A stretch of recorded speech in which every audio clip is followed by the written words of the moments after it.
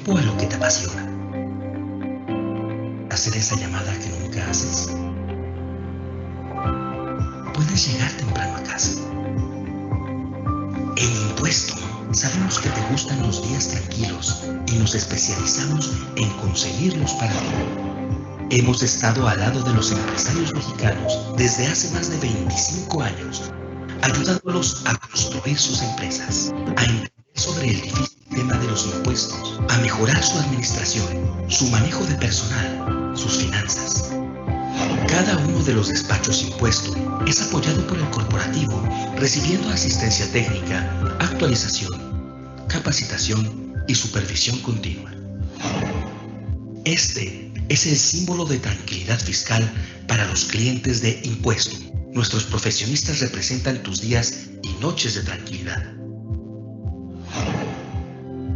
Somos Impuesto. Hacemos que los números trabajen para ti. Optimizamos y sistematizamos nuestros procesos, orientándolos a resolver las necesidades de las pequeñas y medianas empresas, logrando estandarizarlos, siendo la única red de despachos contables franquiciados en México. Estamos contigo y te apoyamos logrando que lo difícil sea fácil. Este es el Impuesto para ti. En cada uno de nuestros servicios de contabilidad, asesoría fiscal, asesoría administrativa y financiera y administración de nómina, mantenemos nuestra promesa de honestidad, responsabilidad, organización y servicio. Disfruta de días tranquilos y haz con ellos lo que más te gusta. Somos Impuesto y Contadores, tu tranquilidad fiscal. Gracias, de nuevo les damos la bienvenida por estar en este webinar para conocer 5 tips para que los impuestos no sean un dolor de cabeza. Les damos la cordial bienvenida y bueno, deseamos que la información que aquí les podamos presentar sea de mucha utilidad para ustedes. Sin más, bueno, me permito presentar al contador Daniel Martínez. Él es socio y fundador del despacho Impuestum Contadores en la Ciudad de México, en la ubicación de Insurgentes Sur. Tiene pues ya bastantes años de experiencia compartiendo y ayudando a los empresarios a tener una contabilidad simple y con una relación fácil con la autoridad fiscal, y como lo dice nuestro eslogan, generando y ayudando a que tengan ustedes tranquilidad fiscal. Y bueno, sin más, los dejo en compañía del contador Daniel Martínez. Bienvenido, Daniel. Muchas gracias por haber aceptado nuestra invitación. Hola, sí. Muchas gracias. Muy buenas tardes. Buenas tardes a todos. Perdón, dicen por ahí que la tecnología no tiene palabra. Quería abrir la cámara y curiosamente por algo hoy no quiere que salga a cuadro. Yo creo que fue porque no me peiné, entonces seguramente esa es la razón por la que mi cámara está detectando esta situación, ¿verdad? Entonces, pues, muchas gracias, Ingrid, gracias por la presentación. Vaya, quisiera empezar esta plática sobre todo con una parte de entender que la relación o el trabajo del contador y sobre todo que la relación que ustedes tengan con el SAT no debe de ser tan tortuosa como de repente pensamos, ¿no?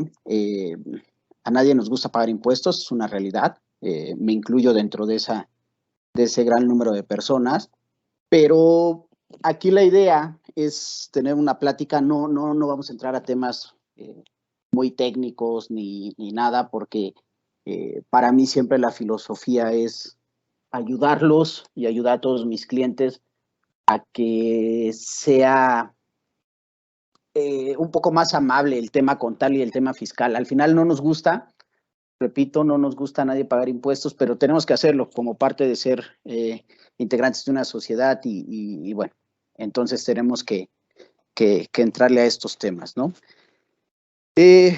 Me permití hacer esta presentación, la verdad es que es un tema el cual no vamos, como les decía hace un ratito, no vamos a entrar en temas muy técnicos, solo son tips para que ustedes puedan tener una mejor relación o sobre todo entender qué tipo de información es necesaria y es básico tener para poder cumplir con obligaciones. Esto para que se lo pidan. Si ya ustedes ya tienen un contador, bueno, pues que se lo pidan, se lo soliciten a sus contadores. Y la otra también es que si van a arrancar un negocio, pues lo arranquen con unas bases un poquito más sólidas, ¿no? Siempre al iniciar un negocio va a ser importante que tengamos bases sólidas para poder avanzar y que nuestro negocio vaya fortaleciéndose día con día. Entonces, bien, me permito iniciar con esta parte que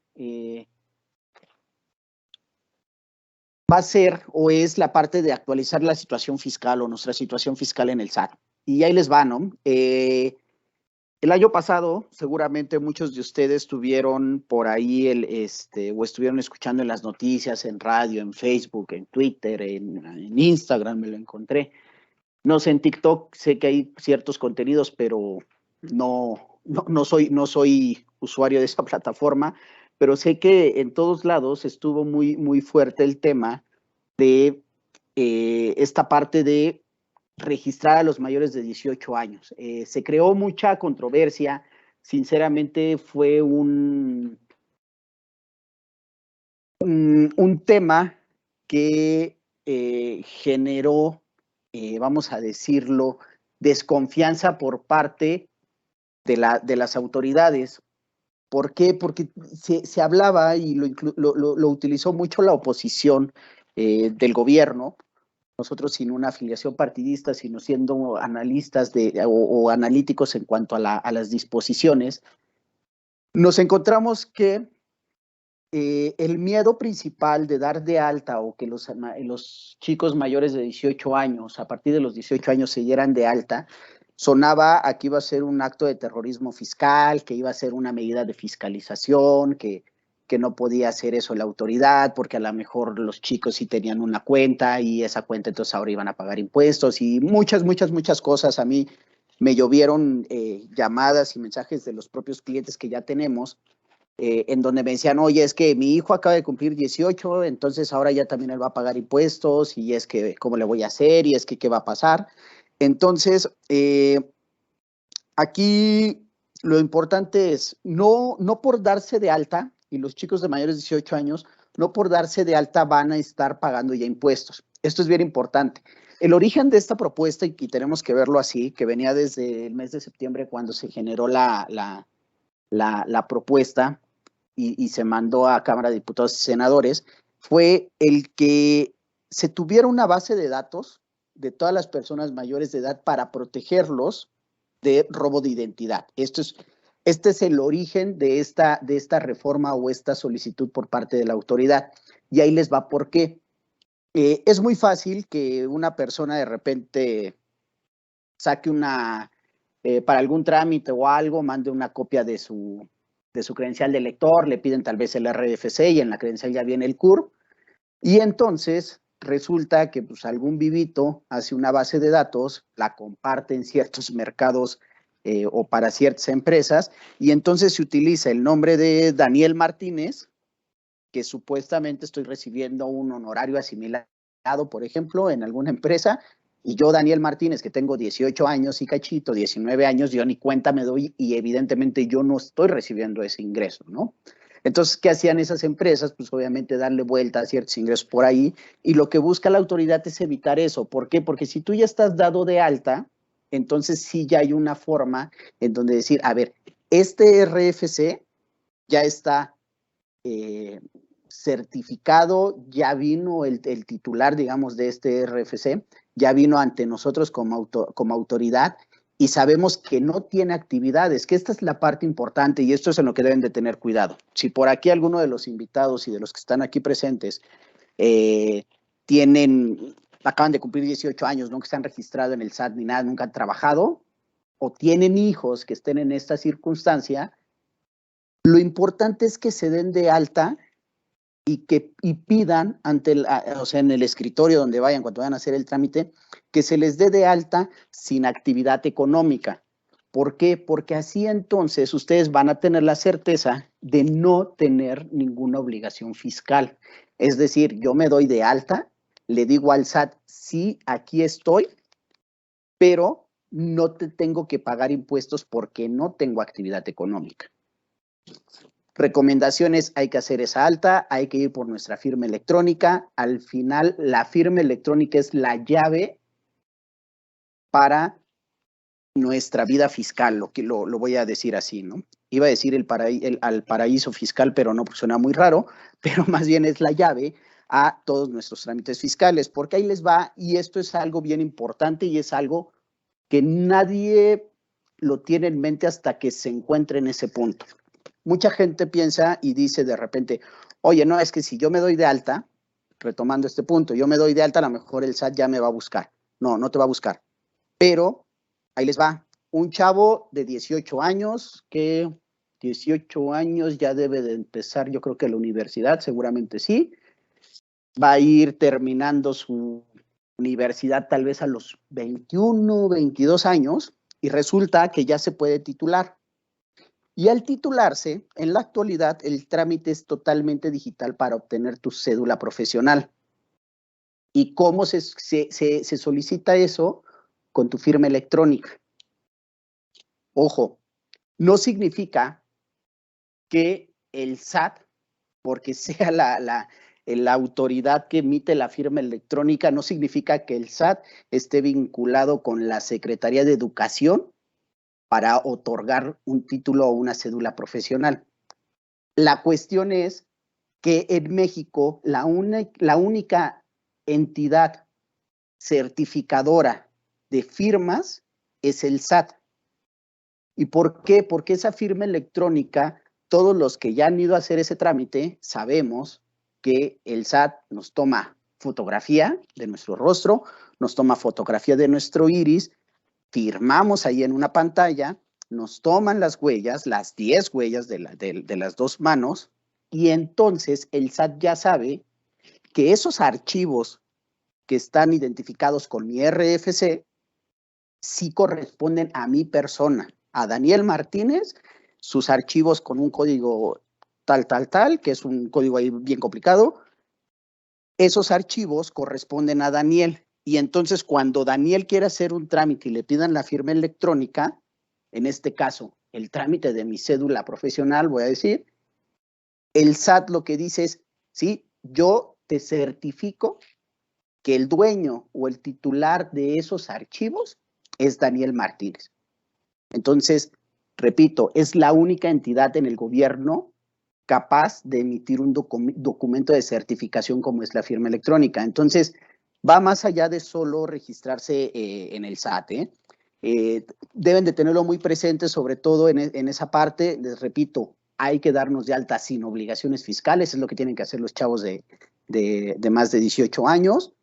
Pero ojo, si empiezan a tener una actividad económica y si el SAT detecta que hay una actividad, digamos, en una cuenta que está a nombre de Daniel y ya hay depósitos continuos y hay como cierta actividad, sí podemos ser sujetos de un acto de fiscalización. Eso es una realidad. Pero también hay elementos para decir, oye, no, a ver, si yo, Daniel, recibí durante el último año recibí 1,500 pesos, por decir una cantidad en mi cuenta, pero pues la verdad es que eran los pasajes que me daban mis papás para irme a la escuela, ¿no? Entonces siempre va a haber una justificación y es lo importante. Aquí lo importante es tener claro que este registro ante la autoridad no es porque en ese momento vamos a empezar a pagar impuestos, es solo para tener primero, un elemento y un documento electrónico que certifique que cuando queremos firmar algo digitalmente, nosotros somos los titulares de ese documento o de esos archivos. Y la otra es que cuando ustedes necesiten ya iniciar con su vida económica y fiscal, con su firma electrónica lo pueden hacer. Es un trámite que de repente nada más el asunto es conseguir la cita, es un poquito complicado, pero después de que la tienen, el trámite en la oficina más cercana a su domicilio les debe de tardar 20, 25 minutos en lo que están ahí Y después hay que actualizarla cada 4 años. Se puede hacer en línea, no pasa nada, y ustedes a lo mejor con su firma electrónica van una sola vez al SAT, y de ahí durante toda su vida económicamente activa, todo lo van a hacer en línea. Por lo menos yo creo que esto no va a cambiar, entonces esto va a seguir de aquí a muchos años, y entonces todos ustedes van a poder continuar con ese trámite. Entonces, es decir, solo una vez hay que ir a la oficina presencial, y después de eso, la verdad es que la mayoría de los trámites como persona física los podemos hacer en línea, pero con nuestra firma electrónica. Entonces, eso es como algo muy importante. El otro tema que aquí vale la pena y que me gustaría que tuviéramos presente es el entender el uso del CFDI o las famosas facturas. Esta parte nos cuesta cierto trabajo cuando nunca lo hemos realizado. Ya si de arrendamiento, de servicios profesionales, de lo que sea, obviamente ustedes ya están familiarizados con la parte de la firma del CFDI o el comprobante fiscal digital, que es la factura, ¿no? Entonces, aquí sí hubo cambios que vale la pena entender y que ustedes comprendan dónde es donde tienen que poner foco y tienen que poner atención ahora que reciban ustedes documentos, es decir, de sus gastos, de si van al doctor, si van incluso a comprar gasolina, ¿no? A cargar gasolina para sus autos, qué documentos o qué cambios debe de traer, pero también que ustedes se garanticen que sus proveedores de facturación también les puedan ofrecer este cambio y estas nuevas disposiciones. Una de las más sencillas y que no quise poner aquí en el material es, de entrada, el tema de la versión. En el documento va a decir, actualmente, si ustedes han visto o ubican alguna factura, la factura arriba dice versión CFDI 3.0 y ahora va a tener que decir versión CFDI 4.0, ¿no? Así como viene aquí arriba. Es algo que pareciera lógico, pero créanmelo, puede ser que en error de programación el proveedor se le vaya a esa parte, entonces es un tema importante porque lo exige la autoridad como una parte obligatoria. Y ahí, esta primera parte que yo les quise poner va muy enfocada, o más bien va enfocada a los pequeños negocios, cuando de repente tenemos que hacer, pequeños y grandes, aplica para todos, tenemos que hacer facturas de público en general.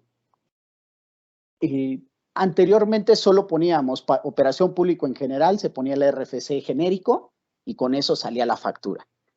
En la actualidad nos está pidiendo que agreguemos 3 datos a esas facturas, que el primero es la periodicidad, es decir, a qué periodo corresponde y a qué voy con esto. A lo mejor ustedes hacen factura de público en general, de lo que venden en el día a día, a lo mejor la hacen diario, la hacen semanal, la hacen quincenal o la hacen mensual. Entonces hay que poner esa parte. Luego nos dice a qué mes o meses corresponde esa factura global. Y también el año. Y les voy a decir por qué. Porque a partir del momento en que esta versión ya sea totalmente obligatoria, al día de hoy no es obligatoria, ya deberíamos de estar usándola, pero estamos en algo que la autoridad le llamó periodo de convivencia, es decir, que pueden estar facturando o podemos estar facturando con versión 3.0 y versión 4.0. ¿Por qué fue esto? Porque obviamente, por cómo se dieron los cambios y cómo es la dinámica legislativa incluso en el país, no dio tiempo entre que autorizaban para efectos de la reforma fiscal esta nueva versión y que los proveedores de servicio nos pudieran ya proveer, vale la expresión, de estos nuevos certificados, de estos nuevos comprobantes. Entonces, aquí, ¿qué pasó? Que dice el SAT, te voy a dar un periodo de convivencia, que este periodo de convivencia vence el 30 de abril. Es decir, el 1 de mayo tenemos que facturar todos con esta versión 4.0. ¿Qué va a pasar si en nuestra factura de público en general no ponemos estos datos de manera adecuada, el SAT, por ejemplo, aquellas personas que estén en RECICO o régimen simplificado de confianza, les va a considerar el ingreso. Si ustedes hacen su factura global mensual y resultó que la de mayo la hicieron el 1 de junio y ustedes no ponen estos datos, el sistema va a reconocer como que esa factura es de junio, no de mayo, que es donde se dio la operación de o las operaciones de público en general. Entonces hay que tener mucho cuidado con eso. Esto es nuevo, ya lo empezamos a ver, ya todos los que nos dedicamos a esto ya empezamos a ver los cambios que hay en el momento de presentar declaraciones porque ya viene precargado y demás. Entonces hay que tener mucho cuidado con esa parte. Los siguientes cambios y los siguientes atributos que hay que considerar es, anteriormente solo nos pedían que pusiéramos el RFC de quien recibe el documento o la factura. Con eso era más que suficiente, no teníamos que dar dirección, no teníamos que dar ni nuestro nombre o la razón social de nuestro negocio, solo con el RFC era suficiente. La autoridad reculó y se regresó a las obligaciones que antes nos decía Código Fiscal de la Federación y nos decía que teníamos que poner todos los datos. Entonces ahora dice el SAT, oye, ¿sabes qué? Siempre sí quiero que me pongas el nombre de quien recibe o la denominación o razón social y también el domicilio fiscal. Aquí es bien importante para que también no los agarren en curva. Incluso es hasta más práctico, ¿no? Es simple, naturalmente, el código postal de quien recibe esa factura. Entonces, si nosotros vamos a cualquier comercio, compramos algo o pagamos un servicio, nos van a decir, si pedimos ahí la factura, ok, entonces su RFC, su nombre, su código postal y ojo, este sí es nuevo y deben de tener mucho cuidado con esta parte. Van a pedir el régimen fiscal del receptor. Es decir, ustedes deben de saber cuál es el régimen fiscal que tienen activo en el SAT. Personas morales del régimen general, régimen simplificado de confianza de personas morales, régimen simplificado de confianza de personas físicas, persona física con actividad empresarial, persona física arrendamiento, toda esa parte, persona física, sueldos y salarios o asimilados para el caso de, por ejemplo, de deducciones personales. O sea, necesitamos saber cómo estamos dados de alta. Aquí, recomendación, descárguense su constancia de situación fiscal, su CSF, su RFC, como le quieran llamar. Descárguense ese documento para que ustedes sepan, ahí abajito en la segunda hoja siempre va a venir cuál es la actividad o en qué régimen nos encontramos.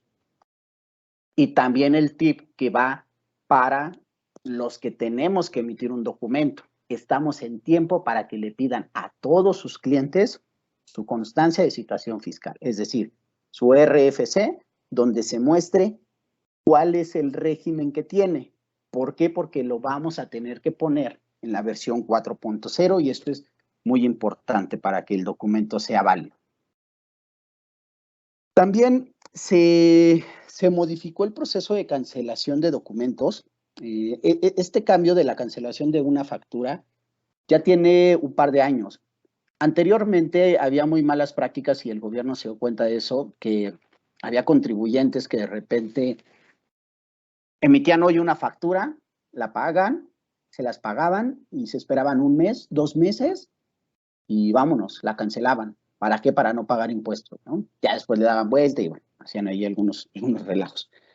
Entonces el SAT dice, oye, ya me di cuenta que por ahí me estás jugando chueco, estás evadiendo impuestos, no estás pagando lo que te corresponde. Entonces ahora, cuando tú quieras cancelar un documento, dice el SAT, a ver tú, proveedor, a ver, yo, Daniel Martínez, le quiero cancelar un documento que le expedí, vamos a ver. Ahora sí que al azar, el dato de, por aquí veo que hay Jimena, ¿no? Está aquí conectada con nosotros.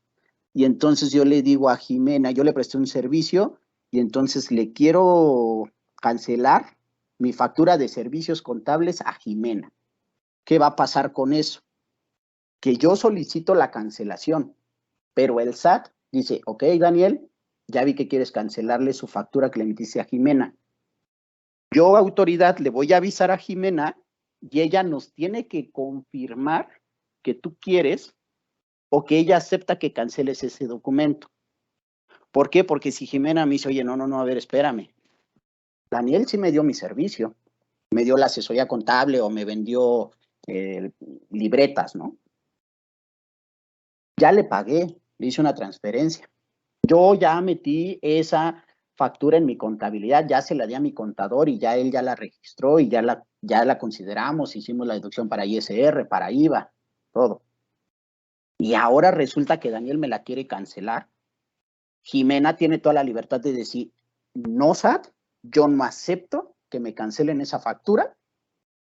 Y con un solo clic y decir, no acepto la cancelación de la factura, en ese momento ya no la podemos cancelar. Si fuera el caso en que me dijera Jimena, sí, porque nos equivocamos y a lo mejor el precio era de 1,500 y me la dieron por 2,000 y entonces ya me va a cancelar la factura de 2,000 para emitirme la de 1,500, pues evidentemente Jimena va a decir, sí, señores del SAT, sí acepto esa cancelación y entonces ya háganlo, ¿no? Ella va a aceptar, a mí me llega el aviso de regreso y me dice, ya tu cliente ya aceptó la cancelación y ahora sí puedes cancelarlo oficialmente y hacer lo necesario en registros. Este cambio que les digo, venía desde hace 2 años, ahora le agregaron este punto que ahora hay que poner razones por cuáles estamos cancelando. Y esas razones son 4 y va a ser así. Es 1, que es la 01, que es comprobante emitido con errores con relación. Es decir, se emitió una factura y esa factura ya traía un anticipo y ya lo sabía yo vinculado digitalmente. Yo ya tengo que decir, oye, esa factura está mal, la tengo que cancelar, se relaciona con esta otra y entonces lo voy a ¿cómo se llama? A cancelar, ¿no? La otra es comprobante emitido con errores sin relación. Simplemente un error, a lo mejor el código postal de mi cliente estaba mal, entonces tengo que cancelarlo porque pues, había ese error, o a lo mejor en vez de, no sé, en vez de piezas le puse litros, se me ocurre, en mi factura. Entonces son errores que pueden pasar, a todos nos puede pasar un error de dedo y entonces la tenemos que cancelar. La otra es, no se llevó a cabo la operación. Les voy a ser sincero y justo hoy, antes de entrar en esta plática y casi a punto de comer, me llamó un cliente y me dijo, oye, voy a cancelar unas facturas y demás. Se quería complicar la vida, la más sencilla es esta, no se llevó a cabo la operación. Les voy a decir por qué. Porque al final es una realidad. La operación que amparaba ese primer documento que yo hoy quiero cancelar, no se llevó a cabo. Va a ser bajo otras condiciones, a lo mejor sí voy a seguir prestando el servicio de contabilidad, por ejemplo, en mi caso, pero ahora le voy a agregar otra cosa o lo que sea, y entonces ya no se llevó a cabo la operación inicial y vamos a hacer otra operación, y en ese punto es donde voy a cancelar. Entonces, la verdad es que es la más fácil, es la más sencilla de manejar, y yo es la que les recomendaría. Y la última razón para cancelar una factura es esta que le llaman operación nominativa relacionada en la factura global. ¿Qué es esto en español? Acuérdense que yo acá atrás les decía, al inicio de la parte del CFDI, les decía del tema de esta parte de las facturas globales, de la operación global, que hay que poner periodicidad y demás. Entonces resulta que yo soy un restaurante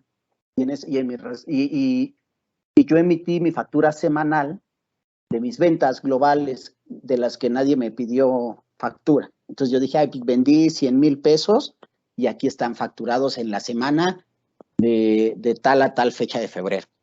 Pero la siguiente semana llega uno de mis clientes y me avisa o me habla, o a lo mejor llega incluso al restaurante a comer otra vez y me dice, oye, ¿qué crees?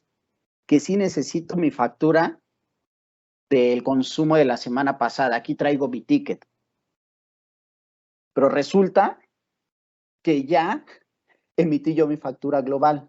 Entonces, ahora hay que cancelar la factura global, emitir la factura independiente que me pidió mi cliente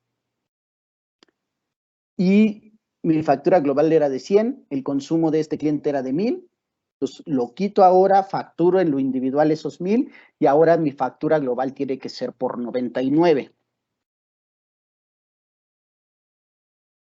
Por tanto, esa primer factura que yo emití, le tengo que poner este código de razón de cancelación, el 04, que es operación nominativa relacionada con la factura, en la factura global. ¿Por qué? Porque de esos 100 yo ya quité 1000, que ya los facturé independiente y ahora tengo que volver a facturar, ¿no? Entonces, suena raro, suena un poco enredado, pero créanme lo que ya con la práctica y si ustedes ya están operando y ya hacen este tema de facturas globales y demás, lo van a entender y va a ser muy rápido. Y si no, vuelvo a lo mismo. Si ya tienen un contador, si ya hay alguien que los asesore, acérquense a él para que les explique. Si van a iniciar un negocio, con todo, evidentemente nosotros con todo gusto los podemos atender y los podemos ayudar a entender de mejor manera estos temas.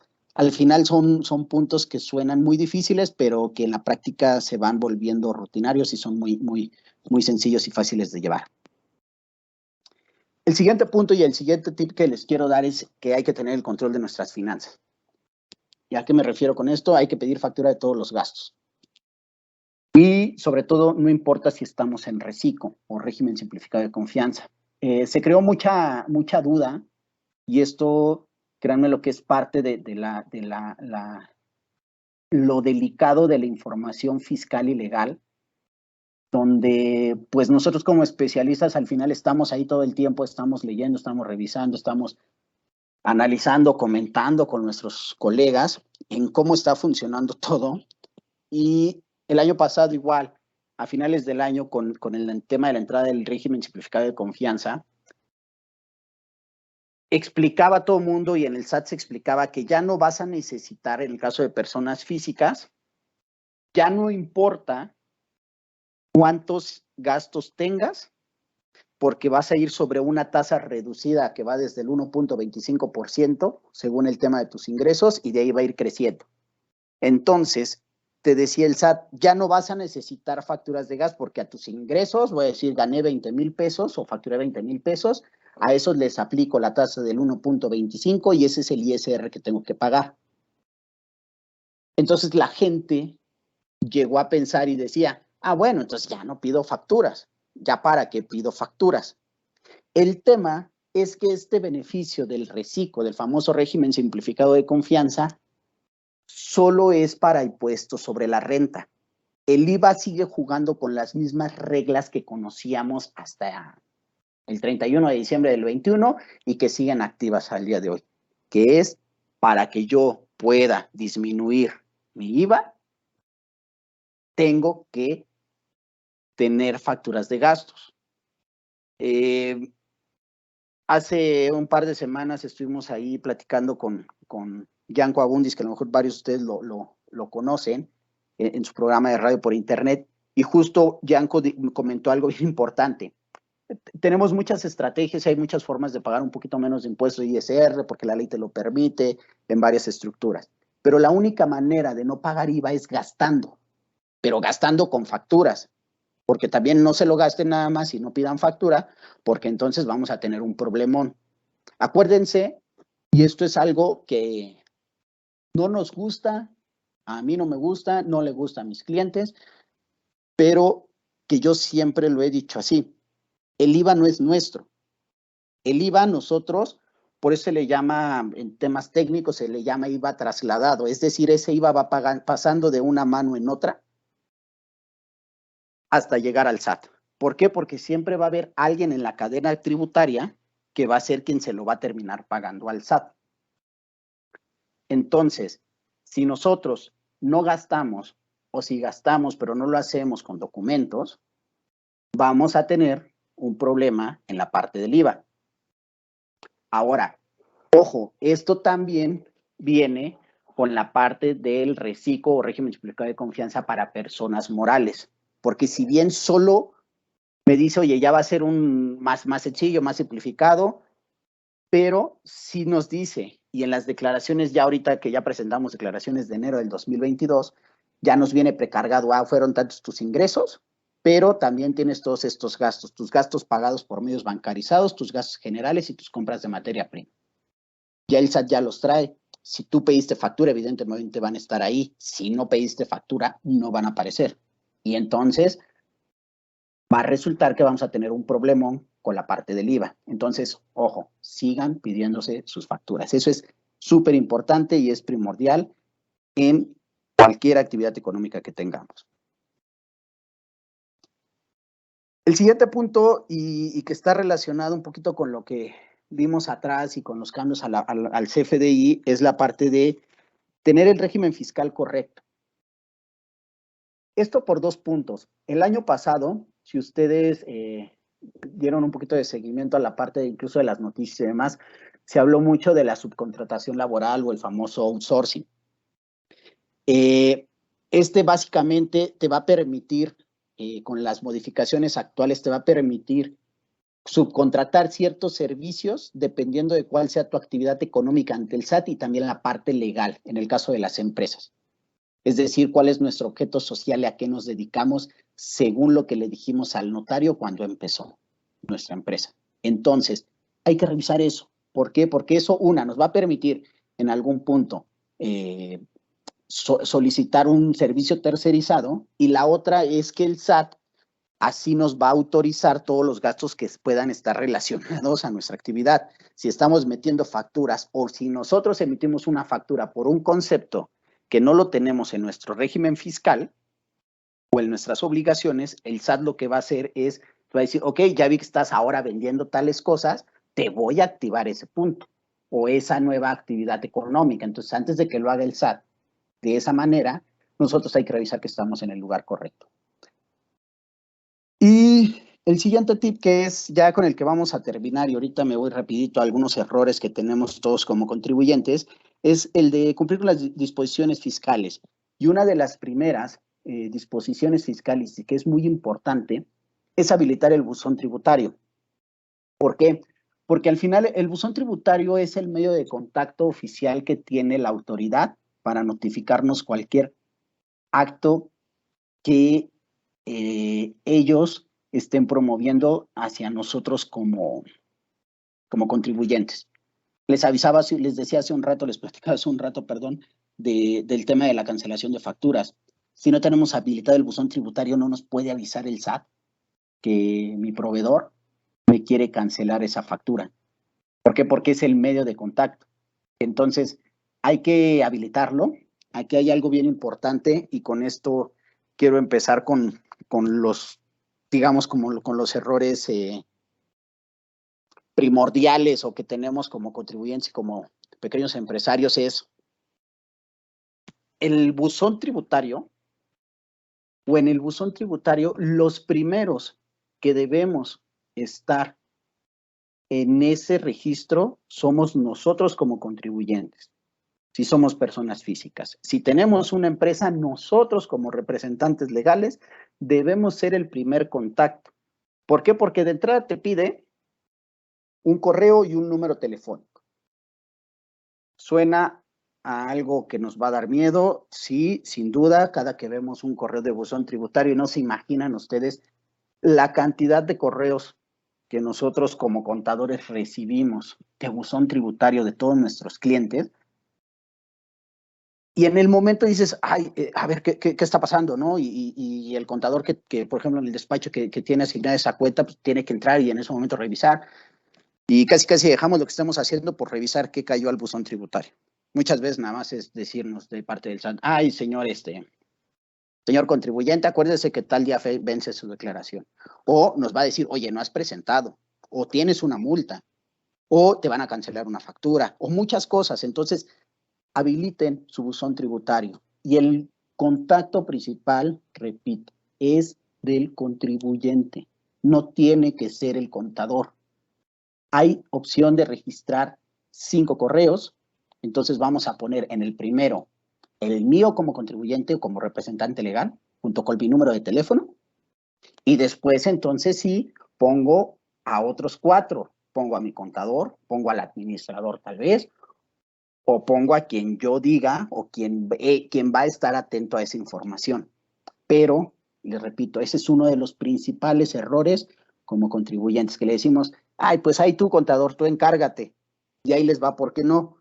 Porque imagínense ustedes que resulta que el contador se le olvidó. No es que haya actuado de mala fe, pero se le olvidó presentar su declaración.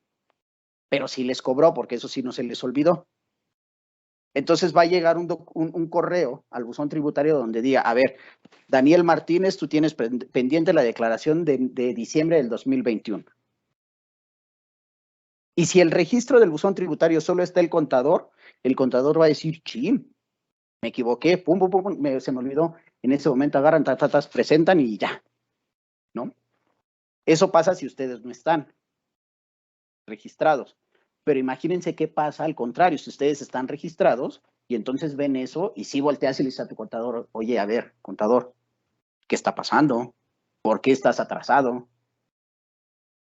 A lo mejor tienen que tomar la decisión que este contador ya no es el contador correcto para su negocio, porque a lo mejor ya lo superó la operación, por muchos factores, o simple, naturalmente, pues el cuate pues, no hizo caso y no presentó tu declaración. Entonces, por eso es importante, ¿va? El siguiente error, o uno de los errores comunes, es no solicitar facturas. Ya se los dije hace un rato, hay que solicitar facturas, lo seguimos necesitando para el IVA, no importa el régimen, hay que solicitar facturas, siempre, de todos los gastos. Otro error es, de repente pensamos que como tenemos una tarjeta corporativa de alguna institución bancaria, no voy a decir nombres, pero hay una famosísima que les dan a muchas empresas y ya saben ustedes cuál es. Entonces traemos esa tarjeta, pagamos y no pedimos la factura y decimos, ah, ya está en el estado de cuenta. Eso ya no es posible, eso dejó de funcionar hace muchos años. Ahorita pagas, pero pide tu factura. Con el estado de cuenta no va a ser suficiente. Ojo con eso, ¿va? El siguiente es no facturar las ventas de público en general, porque dicen, ah, híjole, como no me la pidieron, pues no la facturo y no lo pongo. Pero el dinero ya entró al sistema bancario, ya entró a nuestro banco. Y entonces en algún punto el SAT puede decir, a ver, Daniel, yo vi que tú, que vendes libretas y plumas, me estás facturando 100,000 pesos al mes, pero te están entrando 150,000 al mes. ¿Por qué esos 50,000? SAT, perdón, eran mis facturas de público en general. Ah, bueno, ya me metí en un problemón. Entonces, hay que facturar las ventas de público en general, es importantísimo. La otra, que no lo quiero satanizar, pero para efectos fiscales, es no hay que pagar en efectivo. El papel y las monedas fiscalmente no nos sirven. Únicamente solo, si son gastos menores a 2,000 pesos, sí los puedo pagar en efectivo. Pero si son de 2,001 pesos, o yo me atrevería a decir, de menos de 1,999 pesos, sí lo puede pagar en efectivo. Si son más, o si son exactamente 2,000 pesos más IVA, ya no lo puedo pagar en efectivo. ¿Por qué? Porque no es deducible. Y ojo, aquí hay otros 2 puntos que voy a agregar a esta parte. Si nosotros pagamos gasolinas, combustibles, esas no importa el monto. Así le echemos, traigamos una moto, pero no voy a decir un carro, porque a un carro ya 100 pesos no le sirven de nada, pero a una moto le saben a gloria. Y si yo voy en mi moto y le echo 100 pesitos a mi moto en la gasolinera y pido mi factura y la pago en efectivo, no sirve. Los combustibles siempre se pagan con medios bancarizados. Y la otra es las deducciones personales para los que somos o estamos en la parte de sueldos y salarios y vamos a pedir la factura de los lentes, del dentista, del doctor, ¿cuál otro puedo pagar en efectivo? Del nutriólogo, del psicólogo, lo tenemos que pagar con medios bancarizados. Si lo pagamos en efectivo, no importa el monto, no va a ser deducible, ¿va? Para que nos quede clarísimo esa parte. Y el último es revisar el estatus en el SAT, que ya se los había dicho. O sea, hay que revisar cómo estamos, hay que ver que estemos activos, hay que ver que nuestro domicilio fiscal esté localizado. Si no está localizado, hay que solicitar una verificación de domicilio. ¿Por qué? Porque esto nos va a permitir tener una vida sana en temas fiscales, contables y legales. Los impuestos no tienen que ser un dolor de cabeza, como lo quisimos platicar en esta conversación. Tienen que ser, son complejos, pero ustedes como empresarios lo tienen que dejar en manos de los profesionistas. Pero eso no significa que ustedes no lo entiendan. Hay que entenderlos, hay que ver cómo funcionan en lo general. Nosotros como Impuestum, como marca, tenemos parte de nuestras políticas y de nuestra forma de trabajar es el tener una comunicación clara con nuestros clientes. Por eso, a lo mejor de repente en la conversación ustedes se dieron cuenta que usé ciertos temas un poquito más técnicos y referirme a ciertas cosas, pero a mí yo trato y a mí me gusta explicar sin temas de decir, es que el código fiscal, es que la ley del ISR, es que la ley del IVA. ¿Por qué? Porque nada más parece que los estamos queriendo marear. Es entender cómo pago más IVA o menos IVA gastando. ¿Cómo gasto? Pues en tal cosa. Tengo que tener mi factura, tengo que pagar con el banco, tengo que hacer bien mis facturas, tengo que hacer tal. Lo que ya platicamos. El tener esa claridad y ese entendimiento a ustedes como empresarios, como emprendedores, les va a permitir tener una mayor certeza en la información que le van a presentar sus contadores al SAT, pero que ustedes van a estar seguros que por lo menos está medianamente bien esa información también desde su perspectiva. Bueno, si quisiéramos seguir platicando, habría muchos temas y podríamos alargar la conversación demasiado, pero vamos a dar paso, si les parece bien, a la sesión de preguntas y respuestas. Creo que ya por aquí hay algo, pero les pido que nos hagan llegar todas sus preguntas y respuestas. Denme un minutito en lo que tomo agua y empezamos con esa parte, por favor.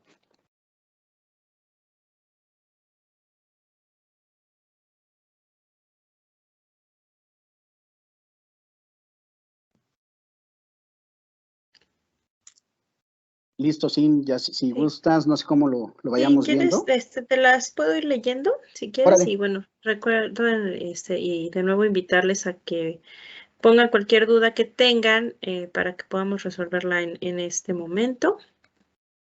Voy a también a empezar a compartir yo mi pantalla, Dani. Sí, ok, yo ya... Es que te puse una diapositiva de preguntas. Ok. Bueno, ok, la primera pregunta que tenemos es por parte de Alicia Ábalos, que nos pregunta que si también va a aplicar solicitar la constancia a los colaboradores para el timbrado de nómina.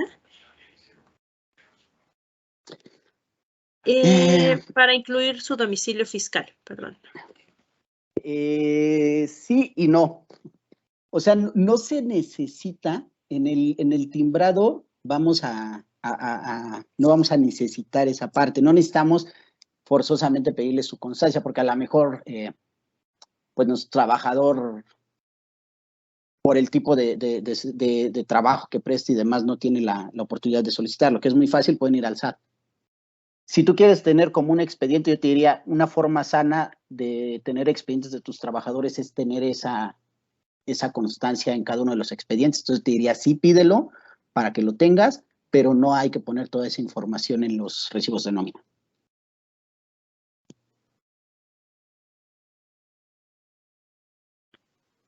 Entonces, listo, sí, no sé cuál otra tengamos.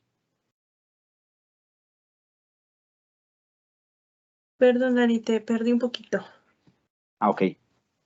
Pero, no sé, creo que ya terminaste la respuesta, sí, ¿verdad? Sí. Sí, Sandra también nos preguntaba que si podrías volver a explicar la parte de la factura 4.0 donde indicas el periodo y el año, porque no le quedó claro la parte de la fecha que se tiene que colocar cuando se paga la factura. No, esa parte de lo que yo les decía de la periodicidad, de cuando hay que poner periodo y año, es para las operaciones denominadas en la factura global o del público en general, es decir, de todos los clientes o todas las ventas que tuvimos o prestación de servicios por el cual no nos pidieron una factura individual. Ahí es donde vamos a tener que poner el periodo, que va a ser mensual, el año, que va a ser el 22, y el mes junio, ¿no? Se me ocurre. Es solo, ese dato va a ser solo cuando sea facturas de público en general. Para las demás facturas, las que emitimos normalmente, no aplica ese criterio. Ok, gracias, Dani. Pregunta Edith Linares, ¿cómo puedo obtener mi contraseña teniendo únicamente mi RFC para obtener mi constancia fiscal? Mira, hay dos opciones. Hay una en el SAT, algo que se llama SAT ID, en el portal del ID de identificación, ID, donde te deja bajar la constancia. Pero ahí te va, Edith. Mi recomendación es, tómate una mañana o algo ahí, acomódate en la chamba o en tu negocio y ve a la oficina del SAT y pídete tu firma electrónica, porque esa, les digo, es la llave al paraíso del SAT o a las obligaciones que podamos tener, pero eso te va a ayudar con tu firma electrónica a bajar tu constancia y todo. Entonces, yo te diría, checa si lo puedes hacer en el SAT ID, no sé si siga activa la opción, lo podrías hacer ahí, pero si no, mejor tómate un ratito y lánzate al SAT a solicitar tu firma electrónica. Ok, nos pregunta Judith, respecto a la constancia, ¿debe coincidir el código postal con la constancia de situación fiscal? Ah, caray. Me imagino, bueno, es que dice, a ver, te lo leo otra vez. Respecto a la constancia, ¿debe coincidir el código postal con la constancia de situación fiscal? Me imagino que la dirección que tienes en la constancia y si debe coincidir en las facturas, no sé. Ah, ok.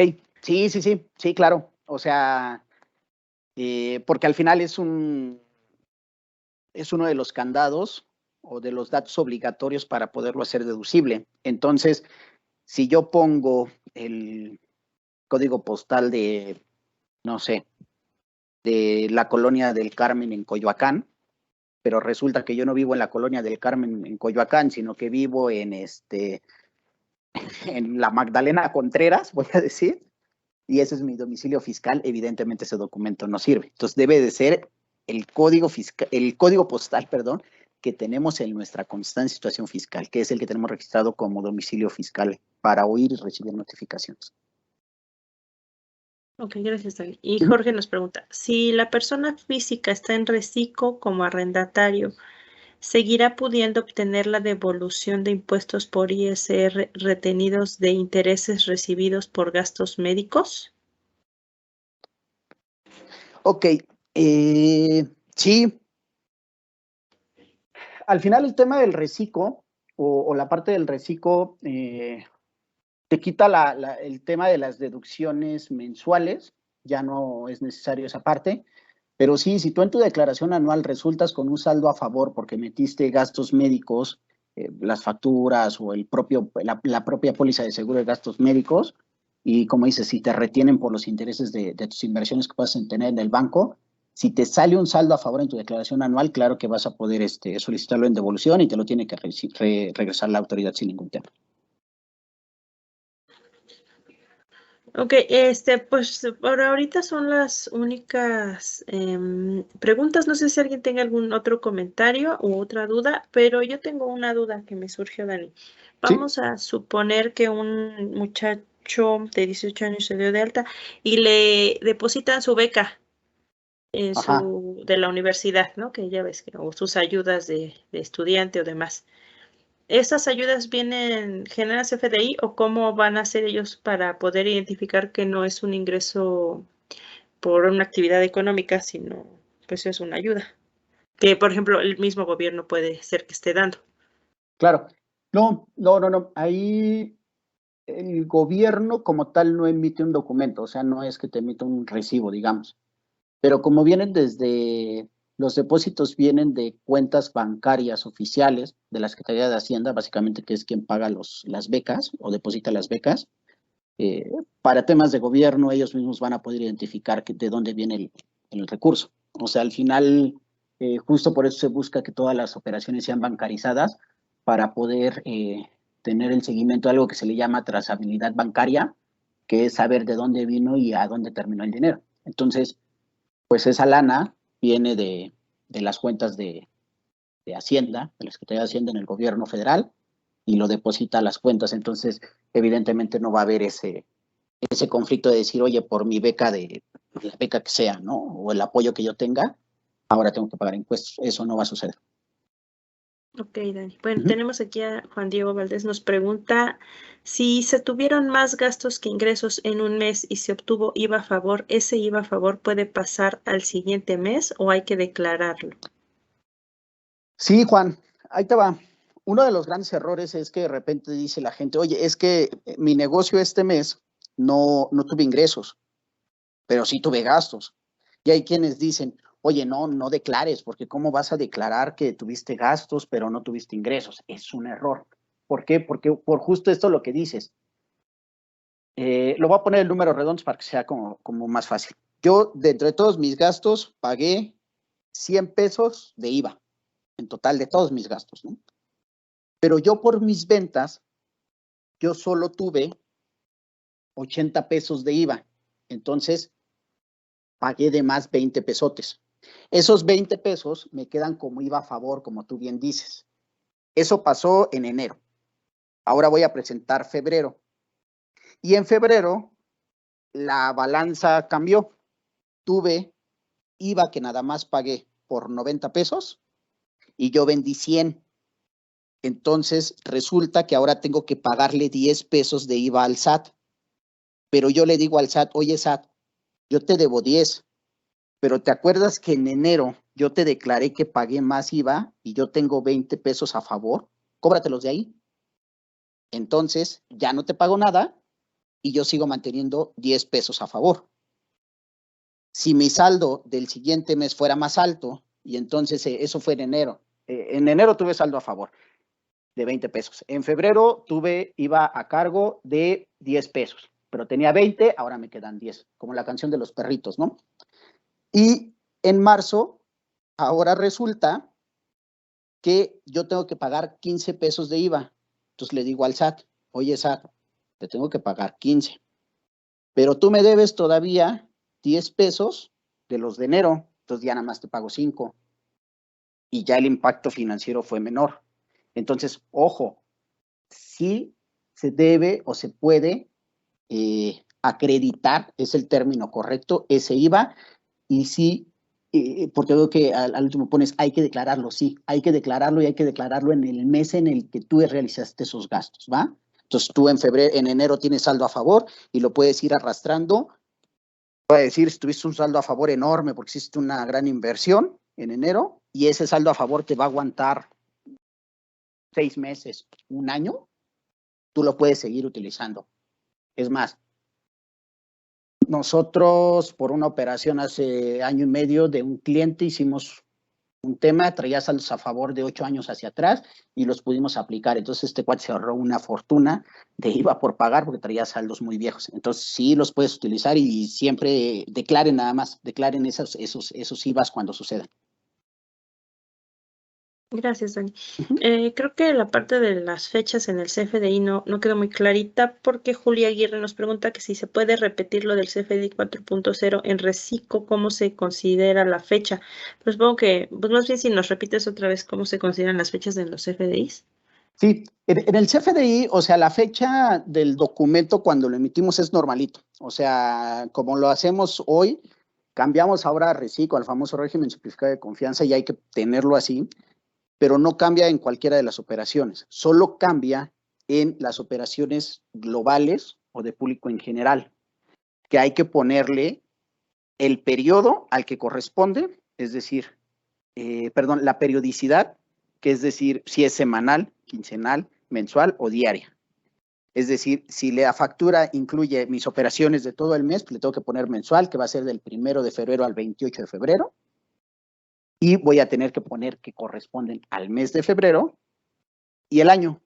Solo es eso. O sea, no es que tengamos que poner fecha en específico, sino que hay que poner esa información global de, repito, el periodo, si es diaria, semanal, quincenal o, decenal, se me ocurre. Ya de ahí si hacemos otras combinaciones, pues se van a complicar ustedes mucho la vida, pero que son como las combinaciones que podemos usar, el mes y el año al que corresponde. Es eso, no hay otro cambio en cuanto a fechas ni nada. En las facturas que hacemos individuales a cualquiera de nuestros clientes, es una factura igual, nada más que con las reglas del 4.0.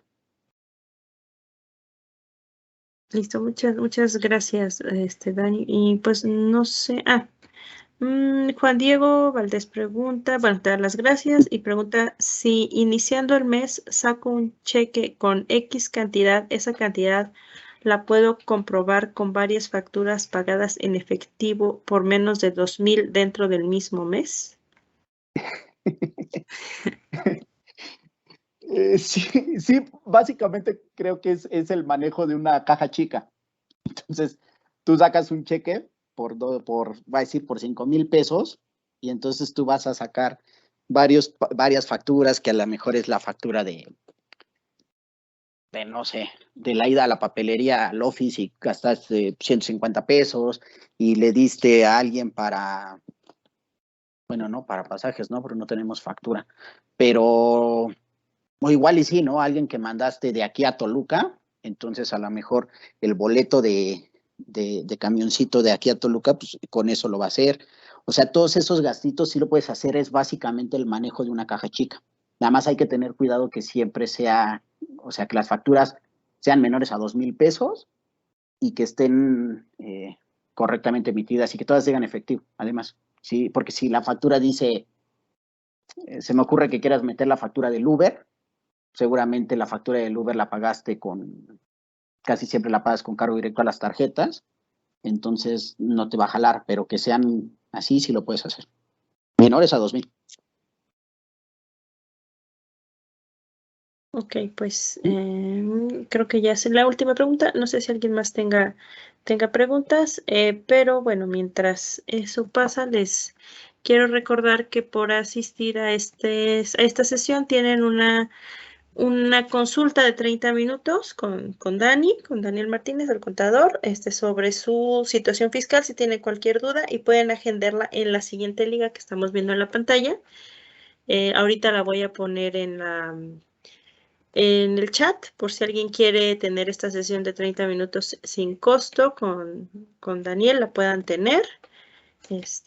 Y nada más, bueno, pues la vigencia la tenemos al 15 de marzo, entonces pues hay que apurarnos un poquito porque ya vienen las declaraciones y si tienen dudas o quieren verificar algo a lo mejor de su contabilidad o su contador actual, con mucho gusto los podemos apoyar y y pues si ya no hay otra duda, te doy las gracias, Dani, por participar en esta sesión. Alguien nos comentaba que ojalá pudiéramos tener este tipo de sesiones cada mes. Les comento que sí, estamos dando un webinar sin costo abierto al público con diferentes temas fiscales o contables para ustedes. Entonces estén pendientes y los estaremos, bueno, avisando vía correo electrónico a los que ya tenemos en base de datos y vía redes sociales para que puedan, pues, acompañarnos en este tipo de sesiones. De nuevo, Dani, muchísimas gracias. No sé si quieras dar un comentario final. No. Gracias a todos los que nos acompañaron. Dice Jorge, ojalá pueda ser cada semana. Pues hay que convenzan a los demás colegas de la red y a lo mejor sí podríamos hacer algo así, pero está complicado por logística. Pero bueno, lo único es presten atención, tengan mucho cuidado ahí con las cosas que hacen. Les voy a dar una mala noticia. De la plática que podamos tener, si alguno de ustedes está interesado en estos 30 minutos, si quieren ver algo de su declaración anual, vamos a estar casi condenados a no poder hacer nada porque la planeación fiscal se hace mes a mes, no cuando vamos a presentar la declaración anual. Entonces, no quisiera despedirme con esa mala noticia, pero es una realidad. Y les agradezco a todos la atención prestada y gracias, Sim, por la invitación. Y bueno, espero que la información haya sido de utilidad para todos. Bueno, ya una última presión. Bueno, a lo mejor no de la declaración pasada, pero a lo mejor sí pueden ir pensando en cómo planean este año, ¿no? Este 2022, Sí, con miras eso a sí. que 2023 pues sean un año en el que puedan tener una declaración que los satisfaga, no más que otra cosa. Así es. Hay que hacer planeación trimestral, por lo menos. Exactamente, y bueno, pues les reiteramos la invitación a estas sesiones, a que pongan sus dudas, a que nos sigan en redes sociales Ya tienen los datos de cómo pueden contactarnos y pues les damos las gracias por estar en esta sesión. Los esperamos en la próxima. Si tienen amigos o conocidos, invítenlos. Les voy a mandar esta sesión vía correo electrónico a todos ustedes que se registraron y bueno, pueden compartirla con todas las personas que conozcan. Igualmente se hace extensiva esta asesoría de 30 minutos a las personas que lo escuchan. Recuerden nada más que la vigencia es al 15 de marzo y pues esperamos poderlos escuchar la siguiente y ver la siguiente sesión. Gracias, Dani, y pues doy por finalizada la sesión. Tengan una excelente tarde. Hasta luego, buena tarde.